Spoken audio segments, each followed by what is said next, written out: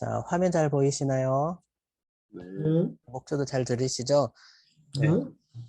오늘 배제와 포용 제6장 기만과 진실을 시작하도록 하겠습니다. 이 기만과 진실은 이 과거의 기억에 관한 내용입니다. 과거는 이미 지나갔고 우리는 그 당시 현장에 없었잖아요. 그래서 우리가 과거를 기억할 때는 타자가 돼서 타인의 증언을 통해서 그 사실을 기억할 수밖에 없어요. 그래서 이 배제와 포용의 전체 주제를 위해서 이 기억을 다루는 문제는 굉장히 중요한 이슈인데 오늘 주제는 바로 그 기억에 대한 거예요. 우리가 어떻게 기억하고 그 속에서 기만과 진실을 골라낼 수 있을 것인가 라는 거고요. 그래서 이 장은 포용을 위해서 권력을 가지는 인간의 기만, 그 과거 기억을 바꾸려고 하고 하는 기만과 싸우기의 진실을 찾는 과정을 시작하고 있습니다. 네, 먼저 본문로 들어가기 전에 요즘 이런 기사 많이 보셨을 거예요. 그 마기꾼이라는 단어 혹시 아세요? 마스크 쓰고 다니다가 오늘 2년 만에 마스크를 벗으니까 마스크에 속았다고 이거 사기꾼이라고 마기꾼이라는 단어가 있어요. 그런데 거기에 이제 예기꾼이라는 단어 있어요. 예수 믿는 척 하는데 사기만 치고 있는 예수 그리스도인이 아닌데 그리스도인 척 하는 예기꾼이다. 그런 게 이 교회 위기에 대해서 많이 이야기하고 기윤실에서도 기독교 신뢰도가 20% 이하로 떨어져 천주교의 절반 수준, 3분의 1 수준까지 떨어지고 있고 코로나 지나고 나서도 거의 반토막되다 떨어졌고요. 근데 개신교 이미지 뭐냐 하니까 거리를 두고 싶다, 사기꾼 같다, 교회에 대한 이미지도 부정적인 이미지가 네, 이렇게 세고 이런 기록들을 많이 보셨는데 이거보다 더 위기가 이제 있어요. 이 정도의 위기는 위기도 아닌 위기가 뭔데 기독교의 위기보다 더 큰 위기가 오는데요. 그 위기는 이런 현상을 왜 만들었을까 보니 이 기만과 진실이 기독교에 있었던 기만과 진실을 극복하지 못했기 때문이라고 반성을 했거든요. 그보다 더 큰 위기가 이런 위기가 옵니다. 이제는 기독교 욕하는 세대가 있을 때마다 여러분 행복하셨고요. 지금 20대 중에 80%에 육박하는 성도가 교회를 떠나 종교 자체에 관심이 없는 시대가 되어버렸어요. 네. 그러니까 예전에는 기독교 욕이라 됐거든, 2년 전에는. 그래서 우리가 한 10년 전에 보시면 여러분 그런 거 들으셨죠. 그 뭐 개독교라고 욕을 하면서 욕을 하고 돌도 던지고 했지만 애증이 있었던 시절이에요. 지금은 그 애증마저도 사라져서 이제는 아예 관심을 놓겠다라고 그게 20대 MZ 세대를 중심으로 관심 자체에서 종교 자체를 배제하는 시대가 됐습니다. 왜 이러한 현상이 되었을까라는 의문을 가지고 오늘 주제를 한번 보시면 좋을 것 같습니다. 네, 볼폰은 과거를 위한 축배를 위해서 이렇게 이야기합니다. 소설 1984 이야기를 하면서 거기에 과거를 위해 축배를 합시다라는 대사가 나오는데 여기는 지금은 이제 이 과거를 지배하는 자가 현재를 뿐만 아니라 미래까지 지배할 수 있는 시대라고 이야기를 합니다. 그리고 이 소설에서 말할 때는 이제는 사람들이 서로 다르지만 홀로 살아가지 않고 이미 있었던 일도 없었던 일로 만들 수 있고 지울 수도 있고 영화 네트라는 영화도 보면 그런 게 있는데 한 사람의 아이덴티티를 지워버리니까 이 세상에 없는 사람이 돼버리는 거죠. 네, 보험도 뭐 어떤 크레딧 카드도 정지뿐만 아니라 아이덴티티 자체가 없어지니까 불법 체류자 신분보다 더한 이 세상에 존재하지 않는 기억만으로도 없는 그런 시대를 만들 수가 있습니다. 네, 볼프는 이런 현상에 대해서 과거 그 라틴 아메리카에서 우파 정권의 희생자들, 그 동일한 공산국가의 시민들은 과거를 왜 알고 싶어 할까라는 거에 대해서 그 알고 싶은 이유를 무슨 일이 일어났는지 그거 알면서 억압의 상처에 은폐의 모욕이 더해지지 않길 원하기 때문이다. 그러니까 억압도 당했는데 그것마저 은폐해버리면 이거는 더한 것이다. 그래서 과거사에 대해서 억압을 받은 사람들이 은폐되지 않도록 하는 것이 모욕을 해소하는 기준이다. 이렇게 말하고 있죠. 그래서 볼프는 기억이 없는 정의는 불완전한 정의이고 거짓되고 불의한 정의다라고 합니다.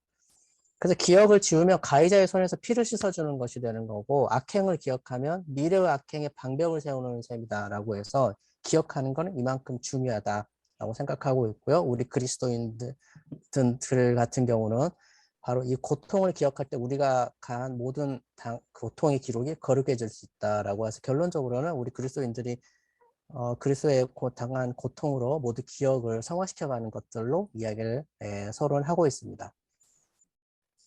그래서 이사야의 30장이 이 말씀을 이용하면서 왜 이스라엘 사람들은 우리에게 부드러운 말만 해라. 그리고 위선이라도 좋은 이야기 해라 라고 했을까라고 했을 때 이것은 억압과 기만을 신뢰했기 때문이다 라고 하는데 바로 이것은 어떤 억압을 하는 사람들은 이 기만을 통해서 죄를 은폐할 수 있죠. 그래서 억압에는 기만이란 버팀목이 반드시 따라갑니다.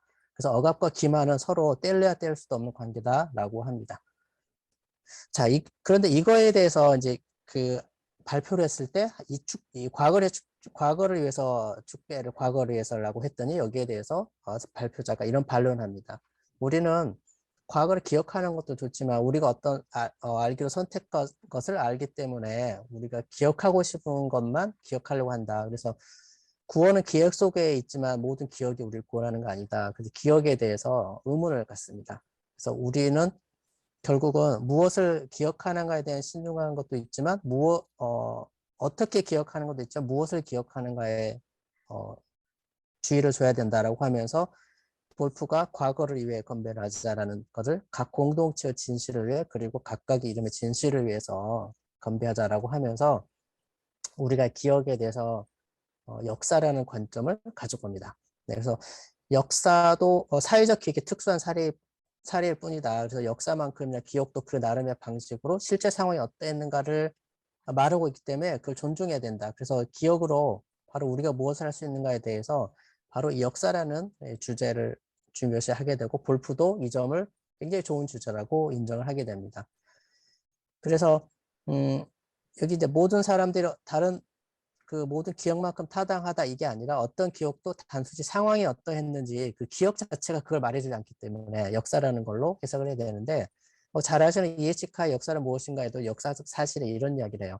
그 현재에 있는 역사가가 그 과거의 역사적 자기만의 사건을 가지고 현재 시점으로 해석하고 우리에서 설명하죠. 그러면서 과거에 계속 파헤쳐 가는데 그래서 이 과정에서도 역사적 사실이라는 것도 결국 역사가의 눈을 통해서 새롭게 재해석되는데 이 과정을 통해서 역사와 과거와 현재 끊임없이 대화를 한다라고 하는데요. 그래서 역사라는 과거 기억에는 바로 이 역사라는 거를 떼놓고 생각할 수 없죠. 그래서 이 반론을 듣고 볼프는 이런 이야기를 했는데 첫 번째로 그러면 일어난 일을 그대로 말하기 일단은 기억 자체로 가져와 보자라고 해서 어떤 특정한 관점의 영향을 받지 않고 일어난 일을 그대로 보자라고 이렇게 주장을 하는 거에 대해서 볼프는 인간은 그럴 수 없다. 인간은 우리는 부분적으로 알 수밖에 없고 그리고 어떤 관점의 영향을 받지 않고 우리가 과거를 그대로 한다. 그러니까 지금 여러분 그 인터넷 보시다가 유튜브 보면 알고리즘이라는 게 있는데 좌파가 클릭하면 좌파의 그 관련된 계속 추천이 되고 우파가 클릭하면 우파에 관련된 계속 추천이 되는 거 보면 결국 내 호기심과 관심과 그 관점에 따라서 내가 보고 싶은 걸 보게 돼요. 현재뿐만 아니라 과거도. 그러니까 과거에 대한 선택도 그렇게 하기 때문에 관점이라는 건 사람을 떠나 생각할 수 없다라고 볼프는 말하죠. 그래서 결국은 우리가 그러니까 우리는 자신과 타자 위에 있는 자신이 희미하게 포개져 있는 모습. 그러니까 이게 포개져 있는 이렇게 중첩된 상태를 항상 보는 거지 관점이 없이 갈 수 없다. 그래서 이론적으로 확실성과 명료성을 바라는 태도와 실제적으로 불확실성과 모호성을 피할 수 없다. 이 사이에 균형을 잡아야 된다. 좀 어려운 말인데 확실하게 기록하자라는 것과 그다음 또는 실제적으로 이게 불확실하고 모호성을 피할 수 없다라는 이 한계를 동시에 인정하고 가야 그래야 일어난 일을 그대로 볼 수 있다라고 이야기합니다.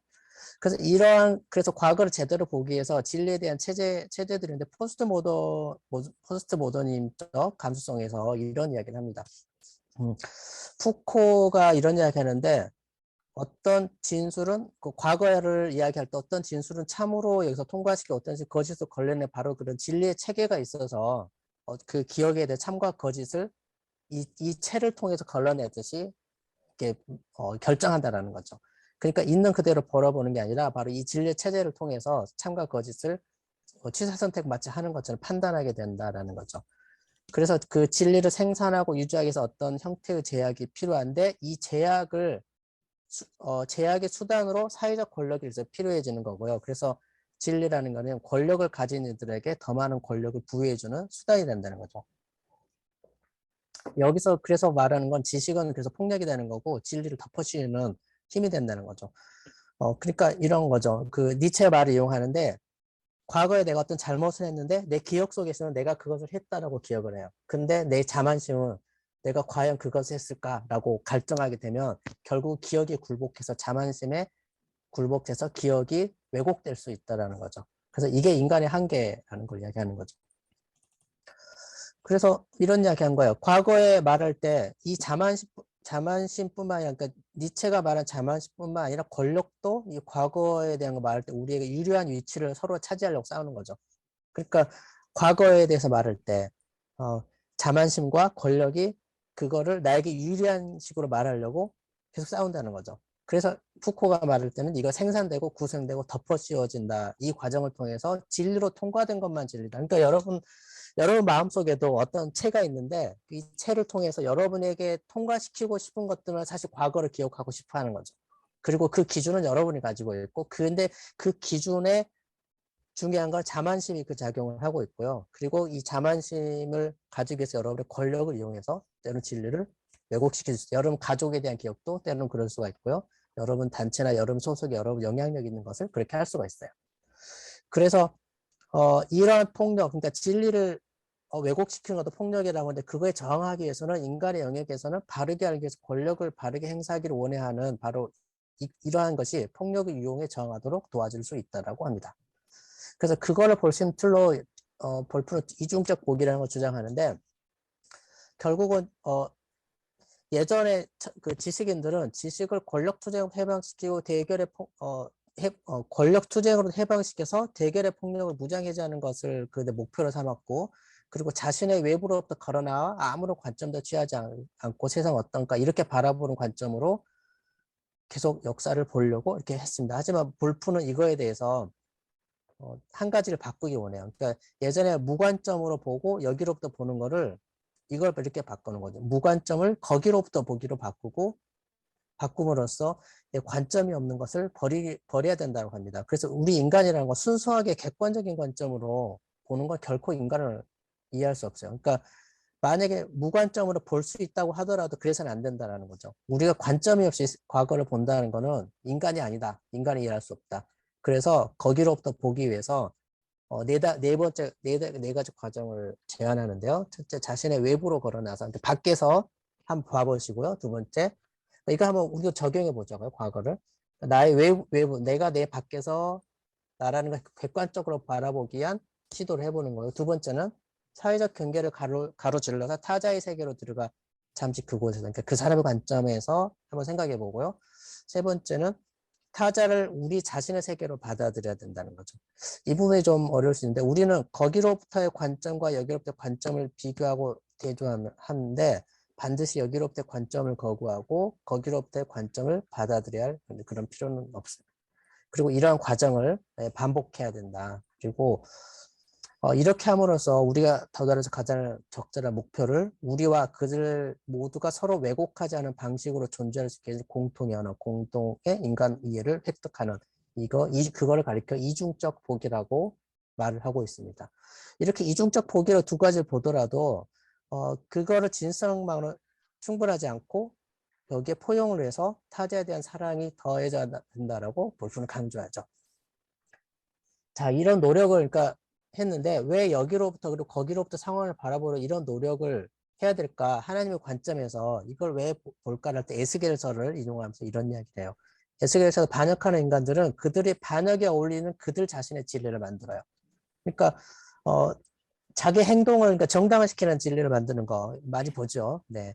그래서 그걸 반역의 진리를 하는데 이러한 진리가 그래서 굉장히 까다롭고 엄격한 여주인과 같다 그래요. 그래서 진리를 섬기는 것도 가장 어려운 봉사들고 철학자들도 거기서 계속 도망치고 하기 때문에 결국 진리에 복종하라는 의지가 없다라고 하면 진리에 대한 의지는 유지될 수 없다. 결국 진리에 복종하지 않게 되면 진리를 무시하고 반역해서 자기들에게 어울리는 진리를 만들어내게 하기 때문이죠. 그래서 우리는 기만으로부터 물러서 우리의 능력, 이것은 하나의 그 이미지에 달렸는데 여기는 슈페르라는 유명한 그 철학가 이야기하면 이 사람이 히틀러에 협력했는데 왜 협력했을까 했을 때 마지막 진리와 충돌을 했을 때 그는 진리에 눈을 감음으로써 자기 행동을 행하게 되는 거죠.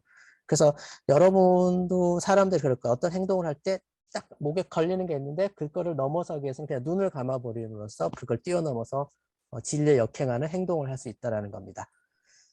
그리고 성경에 나올 때 이제 그 헬러 알레테오에는 아카페라는 단어에서 말하는 이거는 알레테오에는 진리하다, 말하다는 뜻보다 진리를 하다라고 해서 진리를 말하는 것 외에도 그 행하거나 실천이 있어야 된다라는 거죠. 그래서 이러한 과정으로 가기 위해서는 그 슈페르가 히틀러 나치에 협조할 때 만약에 이거 진실, 그러니까 타자에 대한 사랑이 있었다면 눈을 감지 않았겠죠. 근데 두려움 없이 진리를 외치기에 그래서 진실한 삶이 필요하고 타자에 대한 사랑이 더해져야만이 진리를 지킬 수 있는 거죠. 그러니까 진실성이라는 것만 덕목을 가질 때는 이걸 못해요. 근데 여기에 타자에 대한 사랑이 더해질 때 이걸 할 수가 있게 돼요. 그래서 이러한 논증의 배후에는 이제 이런 거죠. 합리성 사이의 갈등이 일어난다면, 그러니까 이 볼프가 이야기하는 거는 논쟁을 한다는 거는 두 의견이 하나는 맞고 틀리면 논쟁을 안 하죠. 둘 다 맞으니까 논쟁하잖아요. 그래서 합리성과 합리성이 갈등을 하면 여러분은 결국 갈등에 기댈 수가 없다라고 하면서 이 갈등, 그러니까 합리성과 합리성이 충돌할 때 이런 이야기를 하는 거죠. 이때 이중적 보기를 아까 앞전에 제안했던 이중적 보기를 추구해야 된다. 그래서 비합리적인 갈등을 피할 수 없는 경우에는 합리성 사이의 충돌이라기보다는 그러니까 이러한 그 합리성과 합리성이 충돌할 때는 서로 이게 합리성 사이의 충돌이 아니라 진리에 대한 사귐에 대한 의지가 없어서 충돌한다고 봐요. 그래서 진리와 사귐에 대한 의지를 제공할 때만이 합리적인 의사소통이 시작되어 비합리적 갈등을 대체할 것이다. 결국은 진리에 대한 그 마음을 열어놓고 진리와 가까이 하고 사귀고 그걸 하려고 해야 되는데 그걸 내려놓지 않아서 비합리적인 갈등이 시작되죠. 네. 그래서 이러한 진리를 가질 때 이제 공동체를 가야 되는데 어, 이러한 진리가 지배되지 않는 포용하려는 의지도 유대일수 그것은 실제 포용으로도 귀결되지 않을 수 없다. 그러니까 전체 배제와 토용이라는 대주제에서 이 진리, 기만과 진실을 다루는 것도 결국 이건데요. 이 기만과 진실을 뛰어넘는 진리의 공동체를 만들려고 하는 거죠. 그래서 진리는 진리를 위해 포용이 필요하고 진리는 공동체를 지탱하지만 바로 이 공동체를 파괴하는 것은 바로 기만이죠. 그러니까 가짜 진리를 하고 가짜 진리에서 그거에 대해서 극복하려는 힘이 없을 때 그런 상황이 되고요.